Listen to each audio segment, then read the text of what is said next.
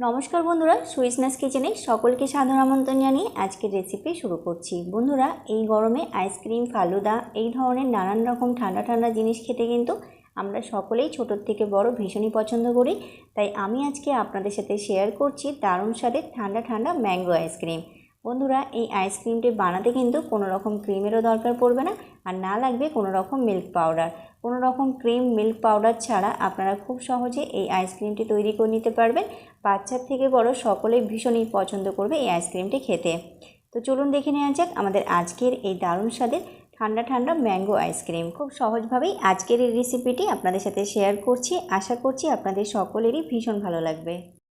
তো mango ice cream বানানোর জন্য প্রথমে আমি গ্যাস অন করে গ্যাসের ওপরে একটা কড়াই বসিয়ে দিয়েছি, আর কড়াইয়ের মধ্যে দিয়ে দিচ্ছি আমি 1/2 লিটার দুধ।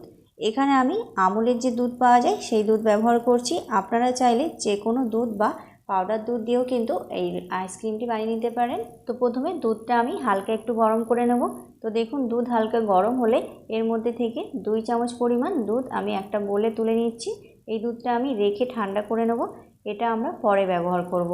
তো প্রথমে দুধটাকে হাই ফ্লেমে ভালো করে নাড়াচাড়া করে ফুটিয়ে নিতে হবে আমাদের। আর এই যে দেখুন, দুধটা কিন্তু ফুটে উঠেছে। তো এই সময় গ্যাসের ফ্লেমটা করে দেব মিডিয়ামে।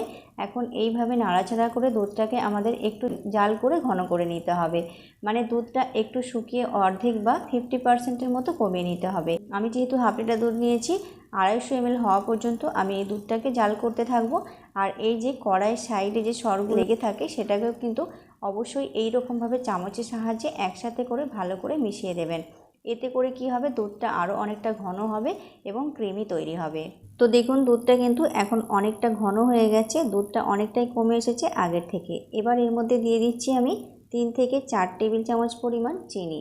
মিষ্টিটা আপনারা নিজেদের স্বাদ মতো আরও কিছুটা কমিয়ে বা বাড়িয়ে নিতে পারেন। আর চিনি দেওয়ার পর কিন্তু এটাকে আরও 3 মিনিট মতো রান্না করে নিতে হবে, কারণ চিনির থেকে কিছুটা পরিমাণ জল বেরিয়ে আসবে, আর তার জন্য কিন্তু দুধটা একটু পাতলা হয়ে যাবে। তাই কিছুক্ষণ এটাকে জাল করে নিতে হবে। তো এখন দুধটা আস্তে আস্তে জাল হতে থাক। গ্যাসের ফ্লেমটা আমি এই সময় মিডিয়ামে রেখেছি। ততক্ষণ চলুন আমরা আরও একটা কাজ করে নেব। তো এখানে দেখুন, আমরা যে দুধটা রেখেছিলাম সেটা এখন ঠান্ডা হয়ে গেছে। এর মধ্যে দিয়ে দিচ্ছি 1 টেবিল চামচ পরিমাণ কাস্টার্ড পাউডার। এর পরিবর্তে আপনারা কিন্তু কর্নফ্লোরও দিতে পারেন। এখন খুব ভালো করে এটাকে দুধের সাথে মিশিয়ে নিতে হবে। এমনভাবে মেশাতে হবে যেন এর মধ্যে কোনো লাম্পস না থাকে। আর দুধটা অবশ্যই ঠান্ডা করে নেবেন, তা না হলে কিন্তু এর মধ্যে লাম্পস তৈরি হয়ে যাবে। তো দেখুন, মিশ্রণটা আমি ভালো করে মিশিয়ে নিয়েছি। এখন এটা একদম রেডি। তো এখন চলুন দুধটা দেখে নেব। তো এখানে আমি দুধটা ভালো করে জাল করে নিয়েছি। আপনারা দেখেই বুঝতে পারছেন, গ্যাসের ফ্লেমটা মিডিয়ামে রেখে দুধটা জাল করলে দেখবেন দুধ খুব অল্প সময়ের মধ্যে কিন্তু দুধটা ঘন হয়ে যাবে। এখন আমরা যে মিশ্রণটা তৈরি করেছি সেটা পুরোটাই এর মধ্যে দিয়ে দেবো। এখন গ্যাসের ফ্লেমটা কিন্তু মিডিয়ামে আছে। এখন এটা 2 মিনিট মতো সময় ধরে এই দুধটাকে খুব ভালো করে মিশিয়ে ঘন করে নিতে হবে। আর এই সময় কিন্তু একদমই নাড়াচাড়া বন্ধ করা যাবে না, তা না হলে নিচে লেগে যাবে। যেহেতু দুধটা অনেকটাই থিক বা ঘন হয়ে যাবে, তাই নাড়াচাড়া কিন্তু একদমই বন্ধ করবেন না। তো আপনারা দেখতেই পাচ্ছেন এখন দুধটা অনেকটাই ঘন হয়ে এসেছে। এটা কিন্তু ঠান্ডা হওয়ার পর আরও অনেকটাই ঘন হয়ে যাবে। ঠিক যখন কনসিস্টেন্সিটা এরকম আসবে তখনই কিন্তু গ্যাসের ফ্লেমটা অফ করে দিতে হবে। দুধটা এখন রেখে দেবো ভালো করে ঠান্ডা হওয়ার জন্য। এবারে দেখুন, আমি দুধটাকে পুরোপুরি কিন্তু ঠান্ডা করে নিয়েছি। আর দেখুন কতটা ঘন হয়ে গেছে, একদম ক্ষীরের মতো হয়ে গেছে। খেয়াল রাখবেন, দুধটাকে কিন্তু আমাদের পুরোপুরি ঠান্ডা করে নিতে হবে, একটু যাতে গরম না থাকে এই জিনিসটা কিন্তু খেয়াল রাখবেন। তো এরপর এখানে দেখুন, আমি 2টো মিডিয়াম সাইজের পাকা আম নিয়ে নিয়েছি। আর আমগুলো পরিষ্কার করে ধুয়ে নিয়েছি। এখন আমগুলোর খোসা ছাড়িয়ে আমগুলোকে ভালো করে ছোট্ট ছোট্ট পিস করে কেটে নেব। আর এই যে দেখুন, আমি আমগুলোকে ছোট ছোট পিস করে কেটে নিয়েছি। এরপর একটা মিক্সার গ্রাইন্ডার জার নিয়ে নিয়েছি। আর জারের মধ্যে প্রথমে দিয়ে দেবো 8 থেকে 10টা কাজু বাদাম।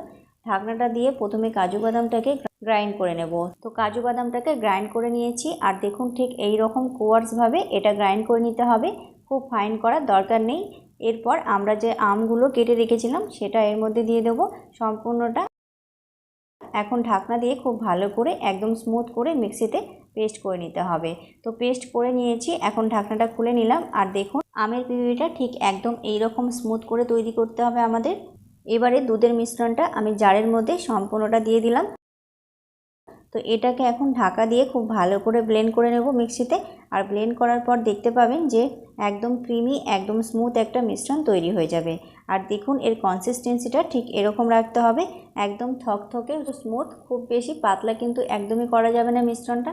ঠিক এই রকমভাবেই, ঠিক এই রকমই কনসিস্টেন্সিটা রাখতে হবে আমাদের মিশ্রণটা। একদম মসৃণ ও ক্রিমি তৈরি হয়েছে মিশ্রণটা আমাদের। তো এখন আমাদের আইসক্রিমের মিশ্রণটা কিন্তু একদম রেডি হয়ে গেছে। তো এদিকে দেখুন আমি আইসক্রিমটা সেট করার জন্য এরকম ছোট ছোট প্লাস্টিকের কাপ নিয়ে নিয়েছি। আপনারা চাইলে স্টিলের বা কাঁচের বাটিতে বা অন্য যে কোনো পাত্রে আইসক্রিমটা সেট করে নিতে পারেন।